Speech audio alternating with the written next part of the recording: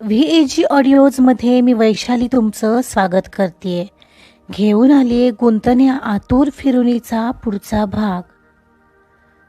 भाग सुरू करण्याआधी प्लीज माझ्या चॅनलला सबस्क्राईब करून घ्या आणि आधीचे पार्ट ऐकले असल्याची खात्री करून घ्या.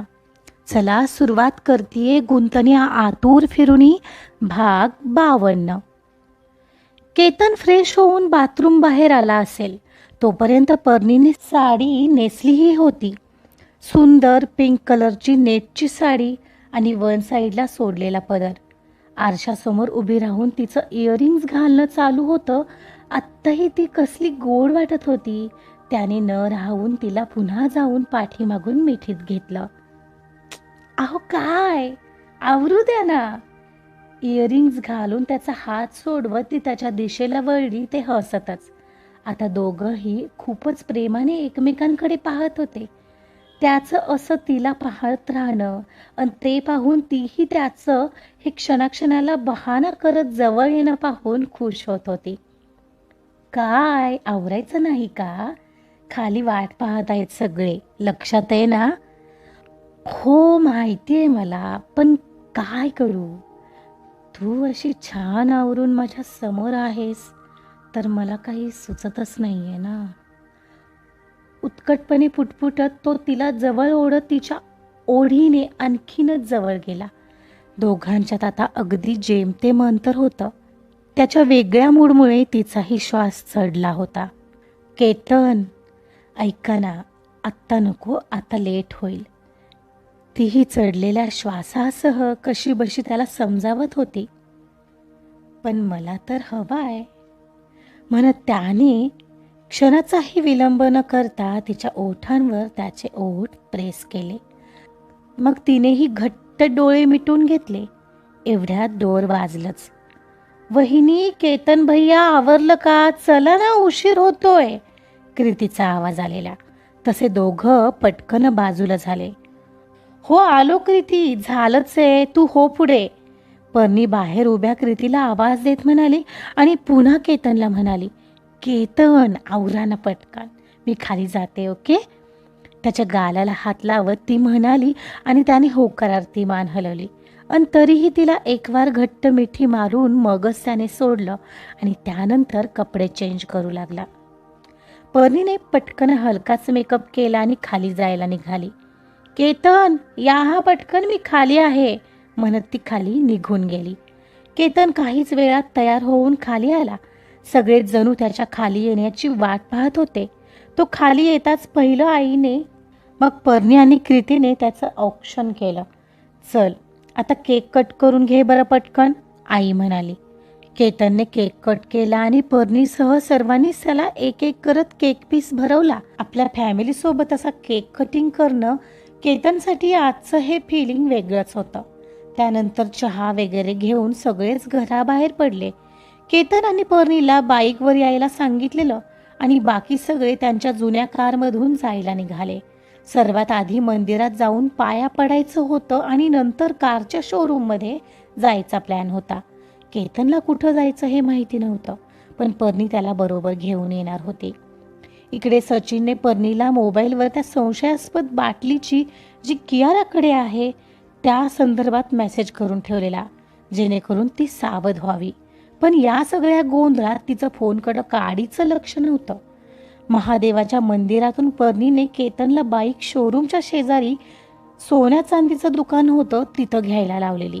दोघेही काहीच वेळात तिथं पोहोचले. आई, बाबा, कौस्तुभ आणि कृती आधीच कारच्या शोरूममध्ये पोहोचले होते.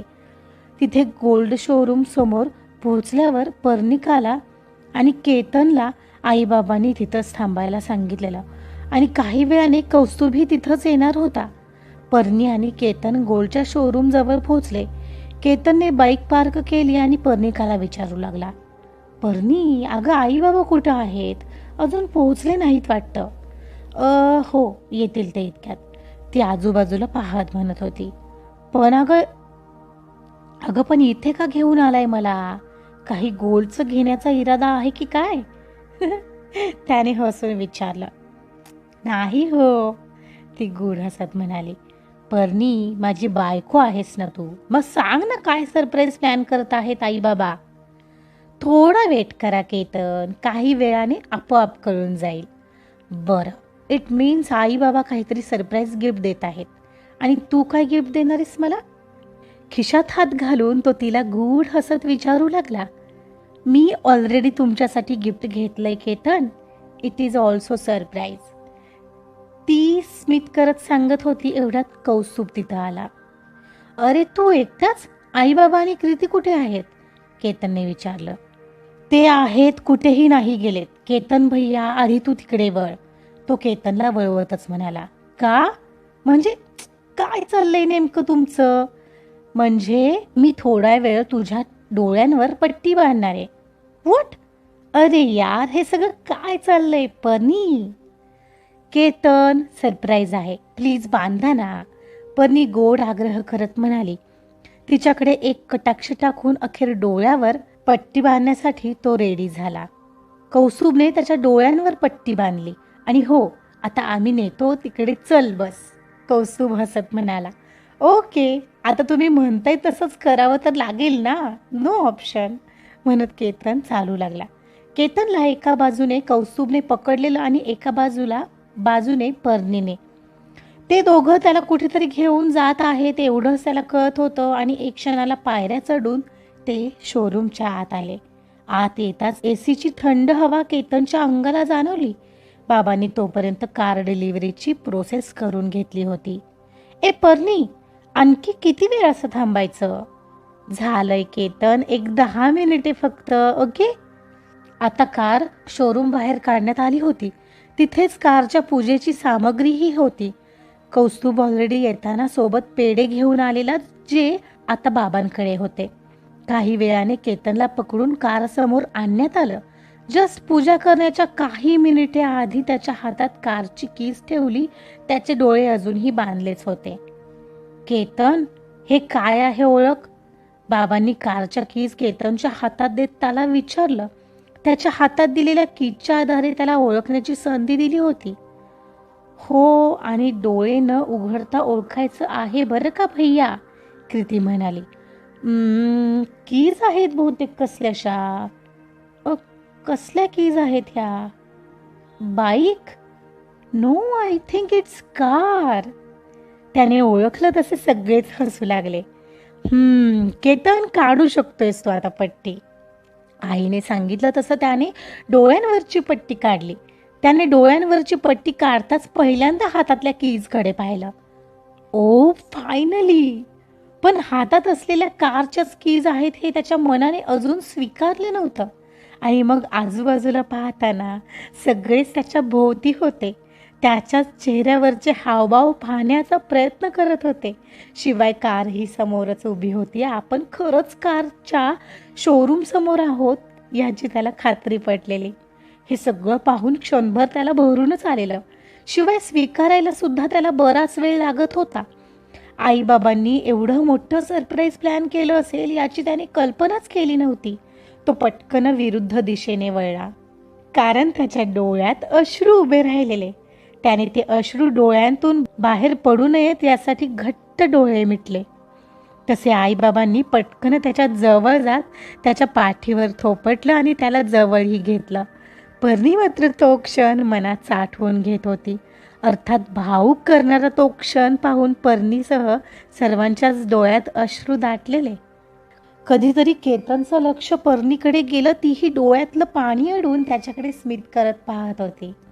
चला पर्णी, पूजा तर करून घेऊ कारची, आई आठवण करून देत म्हणाली. हो आई, म्हणत पर्णिका पुढे झाली आणि तिघींनी मिळून कारची पूजा केली आणि तिच्यासमोर नारळही फोडला. सगळ्यांनी आणलेले पेढे वाटले आणि आता निघण्याआधी पुन्हा सगळेच एकत्र जमले. काय मग केतन, गिफ्ट आवडलं ना? बाबांनी विचारलं. हो बाबा, थँक्यू सो मच. आई बाबा, तुम्हा दोघांनाही. Actually it was unexpectable. तुला आवडलं ना, मग झालं. चला मग कुठे जाऊयात डिनरला? आता आम्हाला पार्टी तर हवी आहे. हो शुअर. कौस्तुभ, हॉटेल इंद्रनील माहिती आहे ना, तिकडे जाऊया. ओके, चालेल. अरे आम्हाला पण सांग, कुठे आहे, काय आहे? बाबा म्हणाले. हो, कारण तुझ्या नवीन कारमधून परनी आणि तू येशील. पण बाबा, मी आणि कृती आमच्या कारमधून येतोय ना, आई म्हणाली. अरे हो, विसरलोच. बाबा, अहो कौस्तुभ आहे ना, तो सांगेल की तुम्हाला. अरे हो, पण मग माझी बाईक? केतन भैया, तुझी बाईक मी आणतो. माझ्याकडे दे बाईकच्या कीज, कौस्तुभ म्हणाला. ओके, पण नीट आण हा. बाबा, तुम्ही एक काम करा, तुम्ही कौस्तुभच्या मागोमाग या, म्हणत केतनने खिशातून लगेचच कौस्तुभला बाईकची कीज काढून दिली. आई, मी जाते ना वहिनी आणि केतन भैया सोबत नवीन कारमधून, प्लीज. कृती जरा हट्ट करत होती. बरं चल, लगेच रडू नकोस, म्हणत केतनने तिच्या डोक्यात हलकेच फटका मारला. चला मग, भेटू हॉटेल इंद्रनीलला, केतन म्हणाला. हो चला. बाबा, मी आलोच, केतन भैयाची बाईक घेऊन, कौस्तुभ म्हणाला. हो ये, मी तोवर कार काढतो, म्हणत बाबा त्यांच्या जुन्या कारमध्ये बसायला गेले. केतनने ओठांवर ओठ घट्ट केले आणि खुश होत त्याच्या नवीन कारजवळ आला. कारण आता तो स्वतःची कार स्वतः ड्रायव्हिंग करणार होता. अर्थात खुश तर तो अगदीच होता. अनपेक्षितपणे गिफ्ट जे मिळालेलं. परनी, कृती बसताय ना? त्या दोघींना आवाज देत तो ड्रायव्हिंग सीटवर बसला. हो, दोघीही म्हणाल्या आणि कृती पाठीमागे जाऊन बसली आणि परनी ड्रायव्हिंग साईडच्या सीट शेजारी जाऊन बसली. केतन कारमध्ये बसून एक क्षणभर सगळी कार डोळ्याखालून घालत होता. स्टेअरिंग व्हीलवरून हात फिरवत होता. कधीची इच्छा होती त्याची कारची. काही दिवसांपूर्वी बाबांच्या मागे लागलेला तो कारसाठी, आणि ते म्हणत होते तुझी तू घे कार, आता कमावतो आहेस तर. आणि तरीही आज त्यांनी त्याच्या हातात कार दिली. खरं तर तेव्हापासून तो कारसाठी पैसे साठवत होता. आता त्याच पैशांनी कृतीचं लग्न नाही तर कुठली तरी जबाबदारी स्वतःहून पार पाडायची आणि मग बाबांच्या चेहऱ्यावरील भाव पाहायचे असं तो ठरवत होता. केतन, चला ना. परनी तो असा कार निहाळण्यात हरवलेला पाहून म्हणाली. हो हो. भानावर एक कीज लावून त्याने कार स्टार्ट केली आणि तिथून ते हॉटेलमध्ये जायला निघाले. हॉटेलमध्ये सगळेजण पोहोचेपर्यंत रात्रीचे 8 वाजले होते. केतनने येताच ऑर्डर दिली आणि फ्रेश व्हायला गेला. आजचा दिवस सगळे एकत्र कसे छान एन्जॉय करत होते. पर्निकालाही ते सगळं पाहून खुशी वाटत होती. काही वेळाने मोबाईलची आठवण झाली म्हणताना पर्नीने सहजच मोबाईल काढला आणि कधीचे पडलेले मेसेज चेक केले. पाहते तर सचिनचे अनेक मेसेज आलेले.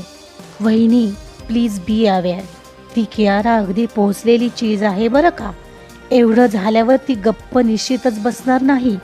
शिवाय मेधाला सकाळी तिच्याकडे कसली तरी छोटी बाटली दिसलेली, ज्यात नशेचं औषध वगैरे असू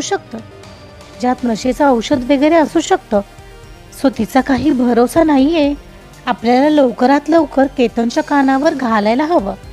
तो मेसेज पाहून आता मात्र तिच्या मनात आधीच कियाराविषयी दाटलेली भीती आणखीनच दाट झाली.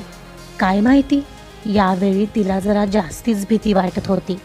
पर्निकाला भीती वाटते. तिच्या मनाला आधीच तर कुणकुण लागली नसेल ना. असं काही घडणार असेल तर आपल्याला आधीच आभास होतो तसं काहीच. बघूया कियारा अजून काय डाव खेळणार आहे आणि तिचे हे डावपेच कधी संपणार आहेत. ऐकत रहा गुंतण्या आतुर फिरुनी. कथा आवडत असेल तर लाईक करा, सबस्क्राईब करा आणि शेअर सुद्धा करा. Thank you so much.